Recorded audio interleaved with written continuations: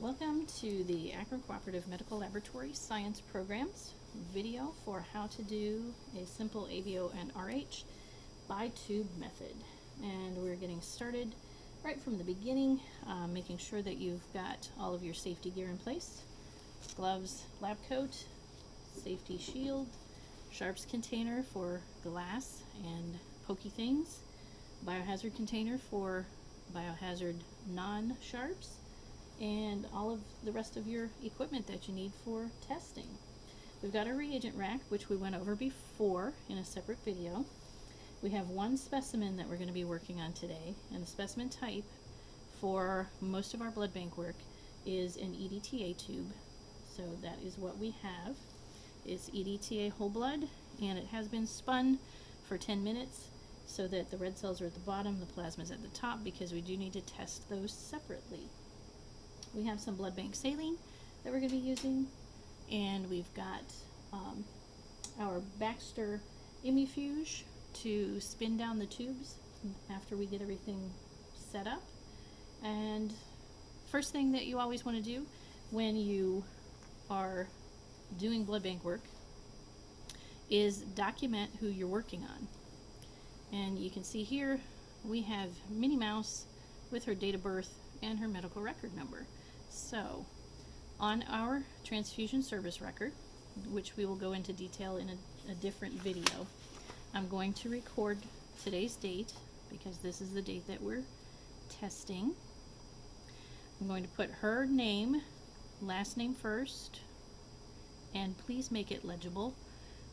Only blue or black ink, no other colors for blood bank. And then put her full first name. Under the donor number section, we're going to put her medical record number. If we're doing a cross match, then we'll put the donor unit number there. Okay, no, we're not. Under hospital number, we'll put the medical record number. So it's 002323. And always take this information directly off of the original tube. Read it every single time you have to write it. Read it off of the original tube. Do not go from memory. And then everything that we do, we're going to write across, and it's an FDA regulation that we have to document our reactions as we're reading them. You can't shake them and then put them in here and then read them when you're done. It doesn't work that way. The reactions could come to a different reaction strength because of them sitting. The red cells could break apart and you get a false, potentially a false negative.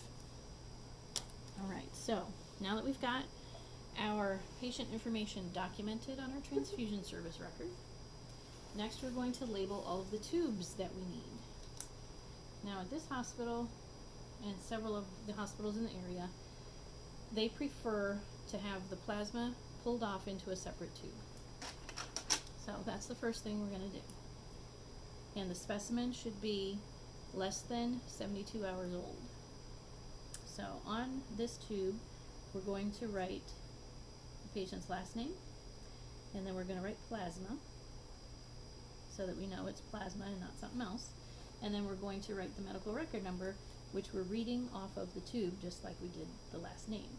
So the medical record number is 002323. And now we have two identifiers for this patient, and it's also identifying it as plasma. So that's the first thing we're going to do. Carefully behind your safety shield, uncap the specimen, and then you're going to use the transfer pipette. Squeeze the bulb first. Don't squeeze it after you get down in there. You'll mix up everything. And gently, gently, gently pull off as much plasma as you can without taking any red cells or without taking any buffy coat. And then you can leave this pipette in this tube because you can use it later for dropping things. And then put your cap back on. Never leave specimens uncapped. So now we need to get the rest of our tubes set up for an ABO Rh test.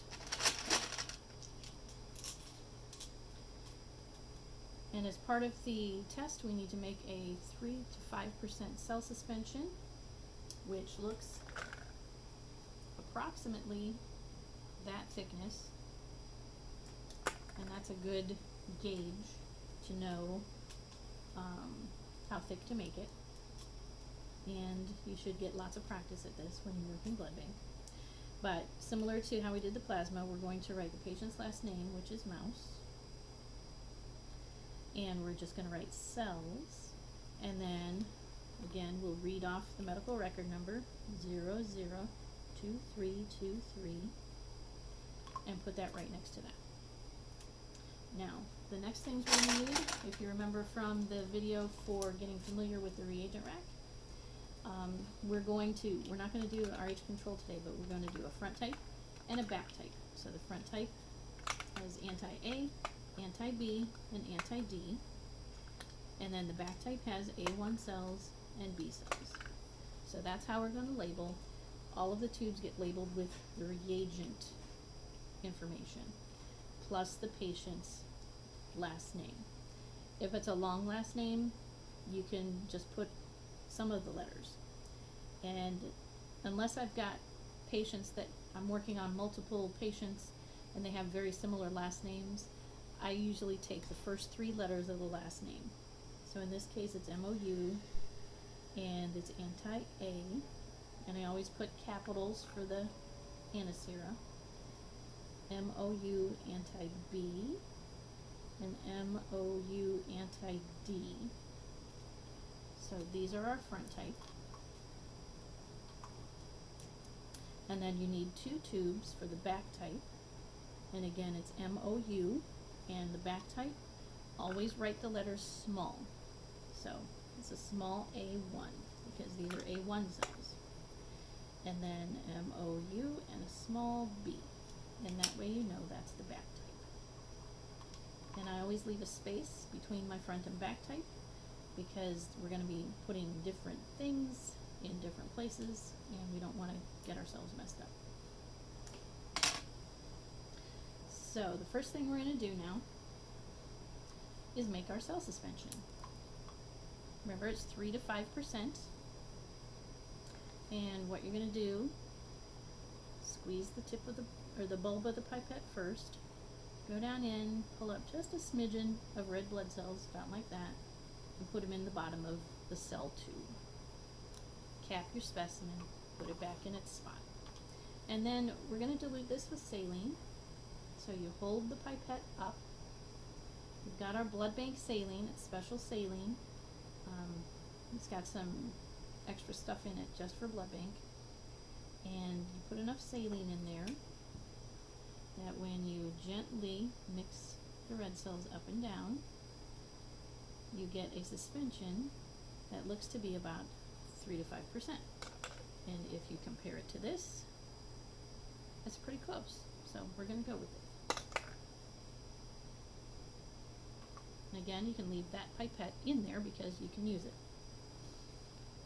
So next, we're going to drop all of our clear liquids. So we're going to put reagents in front type, and in the back type, we're going to put the patient plasma. Because if you remember, front type, we're testing the patient's red cells, which are here, and the back type, we're testing the patient's plasma to make sure that they agree. So first we're going to put our anti-A in. Remember, anti-A is always blue, and when you mix it, you want to make sure you mix what's in the dropper as well. And then don't touch the tube, and just let one drop, squeeze one drop gently in. Next is our anti-B, which is yellow, always yellow. And again, gently up and down with the dropper, and one drop in the anti-B tube. And always make sure that your tube labels are pointing toward you so that you can see where they are and see which ones you're supposed to be dropping into. Next is our anti-D.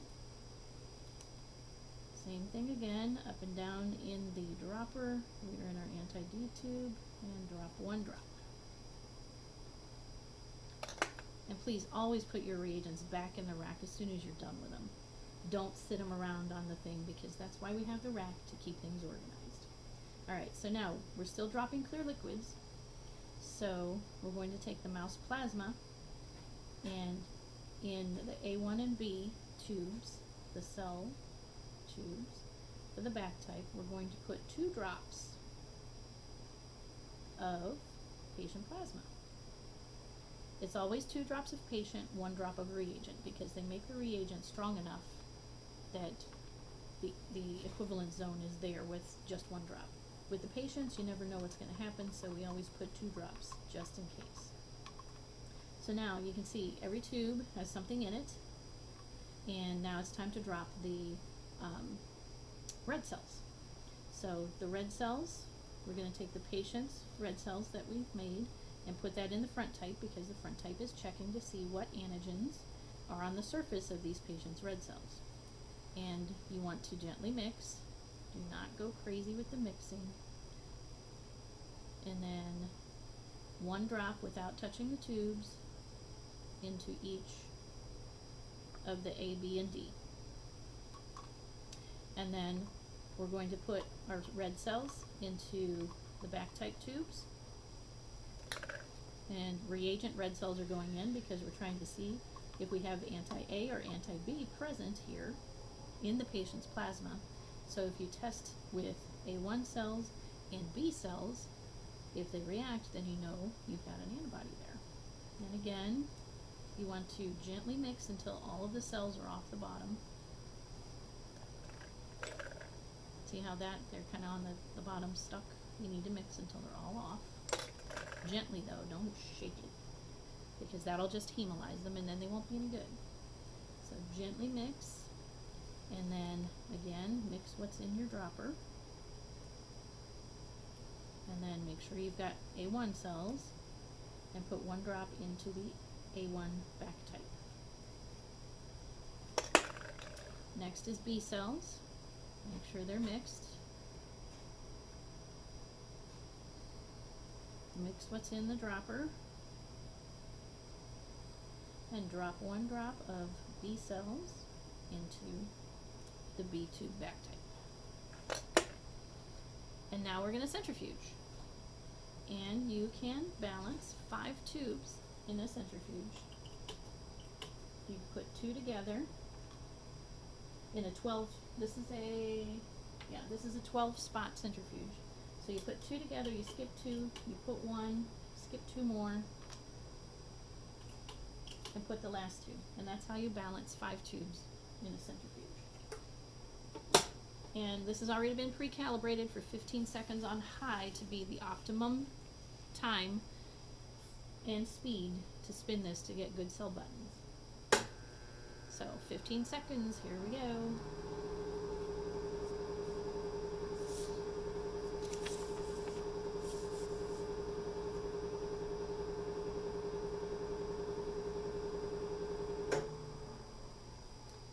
You have to wait until you hear the beep.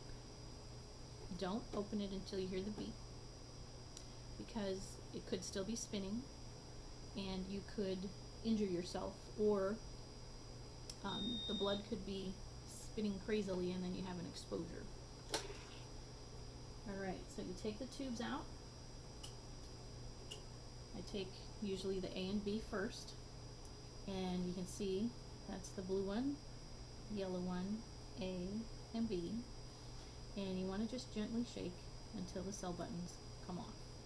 And you can see we have agglutination with anti-A, and finish shaking off that cell button, and we do not have any agglutination with anti-B. So now we're going to record these. So we come over to our sheet, and in the line for Minnie Mouse, under cells with anti-A, we have a 4+ reaction. So we're going to write 4+.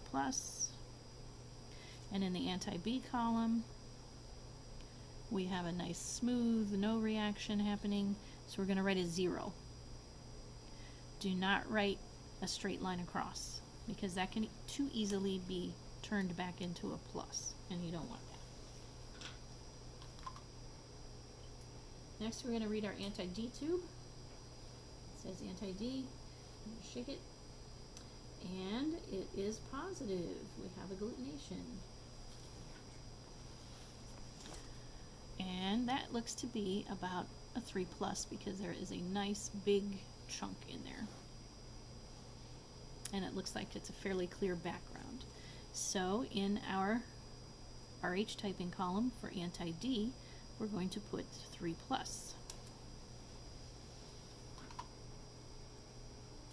And now we're going to read our back type. And we have our A1 and our B with the patient plasma. And you can see that the A1 is not clumping. We've got a nice smooth reaction. And our B cells did clump at about a 2+. That background's pretty cloudy. So now we're going to record these. Under our ABO grouping serum with A1 cells, it's negative. So we're going to write a 0 in that column. And then B cells with the patient plasma is about a 2+, so we'll put 2+ in that column. And then we'll put everything back in here. And now we will interpret. So, if we have anti-A present, anti-B negative, that makes us think it's going to be a type A person. Our back type, since we have A antigen present on the red cells, we would expect no antibody to the A, which is what we have. So we have no reaction with A1 cells with the patient plasma, meaning there's no antibody present in the plasma. So that's good. Now, on the red cells, there's no anti-B. There's no B antigen, which means we would expect, according to Landsteiner's law, the corollary of it, that there would be anti-B present in the patient's plasma. And we got a 2+ reaction. So the front type agrees with the back type. So we can interpret this as an A, a type A patient.